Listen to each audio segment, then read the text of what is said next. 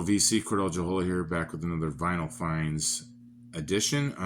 Even though this first one isn't a vinyl find, I forgot to put it in with my CD one. This one is a cassette, and it is from Mr. Rodney Dangerfield's Rappin' Rodney, his version of rap in the 80s.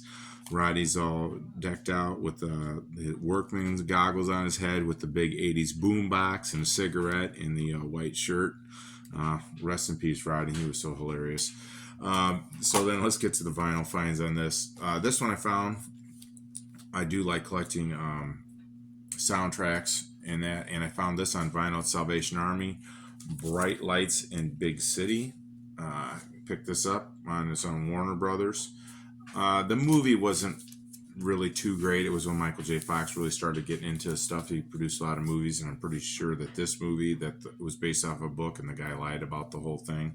So, but the artists on this one is Prince has got one song on here, Good Love, and then New Order's on here with True Faith. Depeche Mode's on here with Pleasure, Little Treasure, the Glitter Mix. And then Brian Ferry has Kiss and Tell. I never heard of Narda, Divine Emotions, that one I haven't heard of. But then you had Donald Fagen on here. He did Century Inn. The Noise Club, Obsessed. Conk, I haven't heard of that one. And then Pump Up the Volume by Mars. Pump Up the Volume, Dance. So that one. So picked this one up for $1. Couldn't pass it up. Next one up I found was at an antique mall, and they were an offshoot from Keith Ralph and the Yardbirds Renaissance. I believe, though, at this point, Keith had left. So I picked this one up on Capitol on the orange reddish label. Ashes Are Burning. Got this for $4. Added to my Renaissance collection. And then this one was a big surprise. Found this one. They had 3 albums.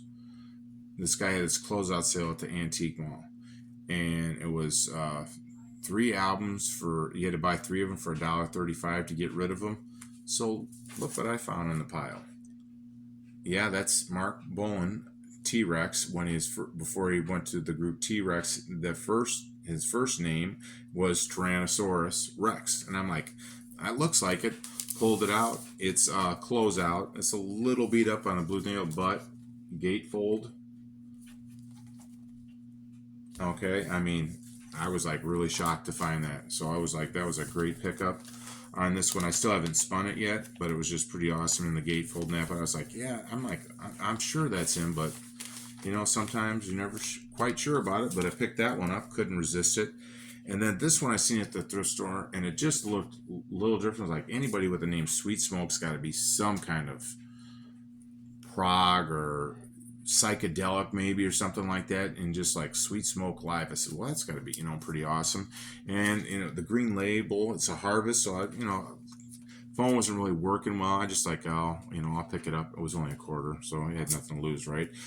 So I went and researched it, and they were a 1960s, 1970s progressive jazz rock band. They originally started in 1967 from Brooklyn, New York, and this is how much they were. They moved to live in a commune in Germany.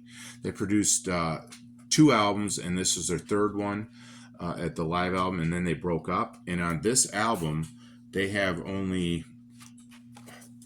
3 total songs on it. The first one, side 1, is First Jam. It's 19 minutes and 15 seconds long. And then their second, on side 2, has Standout Mapes. And then the other one is Ocean of Fears, and that's 18 minutes and 2 seconds long.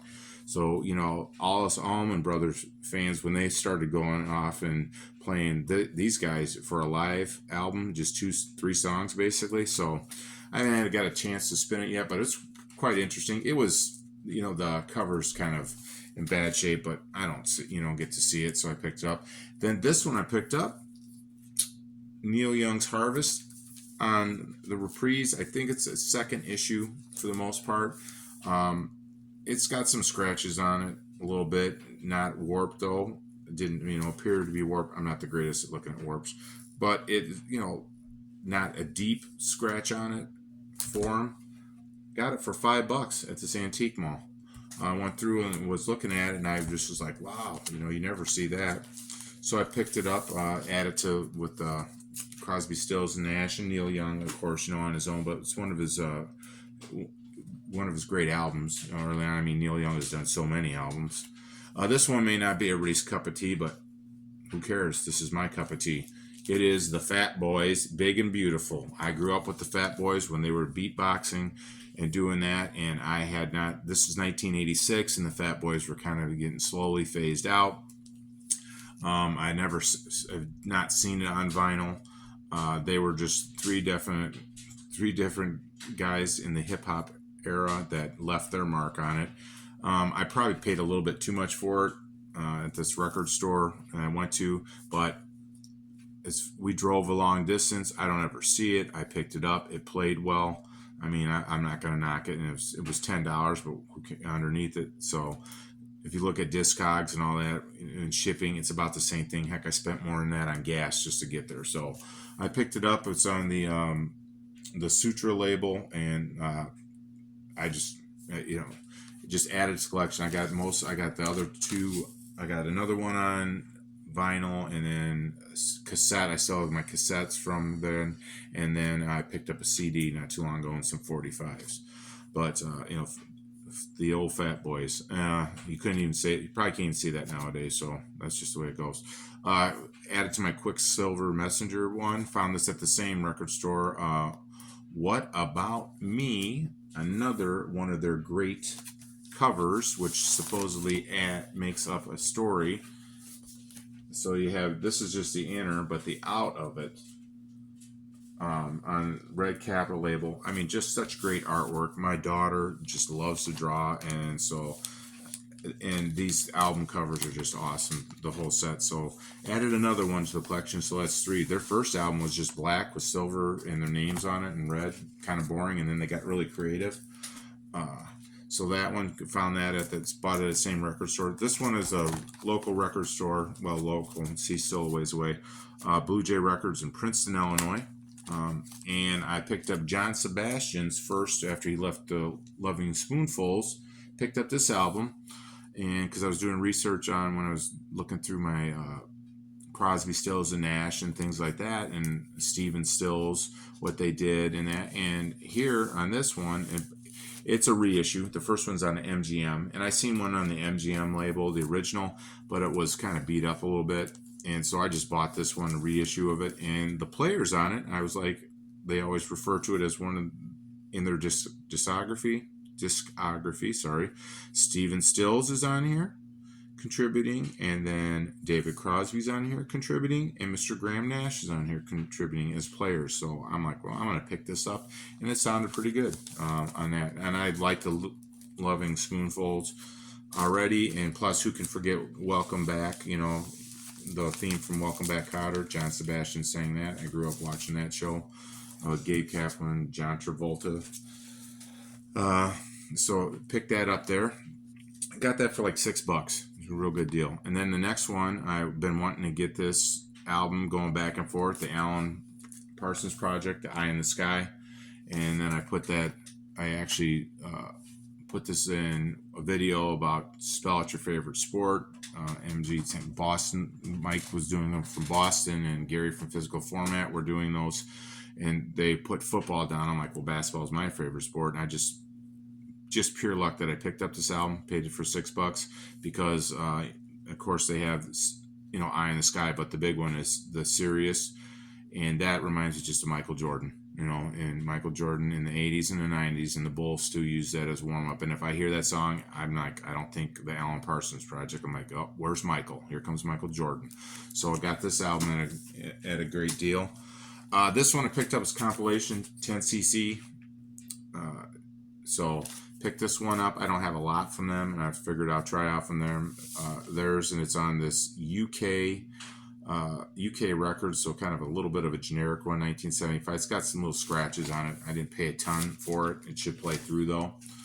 And then I found this one finally, On the Road to Freedom, Alvin Lee and Mylon Lefevre. And Alvin Lee, of course, is the lead guy for 10 Years After.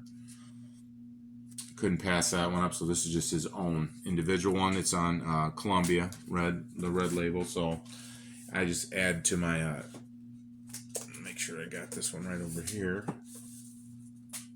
Nope, I don't. That's Tears for Fears. Yeah, so then my 10 years after collection, this was one of their later ones too. What's this one called? Yeah, the Positive Vibrations. But so Alvin Lee on that. So I added that just as his solo work to my collection on that one. So those are the recent vinyl pickups I had. Didn't spend a ton of money because that's what I really try not to do. I know it's really tough nowadays, just the way everybody's really price gouging records because it's hot. And I get it. You know, go ahead and make your money when you can. But I just always believe I got to try to set a limit. And if I'm not going to really listen to it, I'm going to definitely get rid of it. And some of these I just took a chance on because I was not breaking the bank for the most part. I mean, that may sound sacrilegious to some other people, but that's just the way I am. I'm not called Big Star 33 Thrifty Music Collector for no other reason, because that's what I do. So I hope you enjoyed this video. Hope everybody's doing well. God bless, love, and peace. And as always, stay classy, DC.